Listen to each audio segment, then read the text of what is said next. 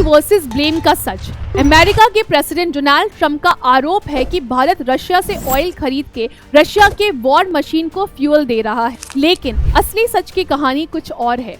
सबसे पहला question, Russian oil पे कोई आउटराइट बैन है क्या? The answer is no.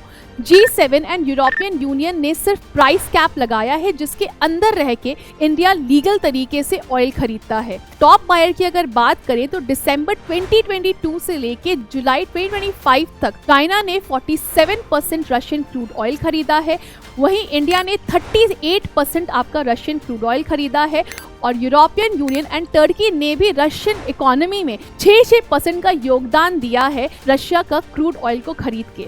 Obviously the fact is over here कि India is not the biggest buyer of Russian crude oil. क्या India Russian gas खरीदता है? द आंसर इज बिल्कुल नहीं। रशियन गैस का सबसे बड़ा बायर यूरोपियन यूनियन है। सिर्फ जून 2025 में यूरोपियन यूनियन ने अकेले 1.2 बिलियन पाउंड का गैस खरीदा है from Russia. What about the petroleum product? क्या इंडिया पेट्रोलियम प्रोडक्ट खरीदता है from Russia? Again India 0% petroleum product खरीदता है from Russia. Turkey 26% refined oil खरीदता है from Russia. China and Brazil भी रशिया से आपका लेते हैं। क्या इंडिया रूल तोड़ रहा है? आंसर इज बिल्कुल भी नहीं। वो ग्लोबल ट्रेडर के थ्रू, लीगल शिपिंग के थ्रू एंड इंश्योरेंस यूज करके G7 कैप को फॉलो करके इंडिया जो है वो आपका रशिया से क्रूड ऑयल को परचेज कर रहा है। और ये सिर्फ अपने लिए नहीं, रशियन ऑयल खरीद के इंडिया ने ग्लोबल ऑयल प्राइस को भी स्टेबल रखा है, जो यूएस ऑफिशियल भी मानते हैं।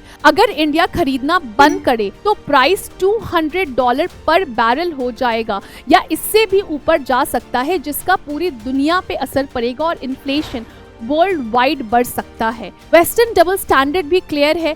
यूरोपियन यूनियन अभी पाइपलाइन के थ्रू रशिया से ऑयल ले रहा है। जापान को 2026 तक एग्जेम्पशन मिला हुआ है, और UK, Canada, Norway, Switzerland, US ने भी अपने लिए कार्व आउट रखे हुए हैं। सच ये है कि जो इंडिया को आपका एज अ विलन पोर्ट्रे किया जा रहा है, फैक्ट उस ब्लेम से आपका मैच नहीं करता है।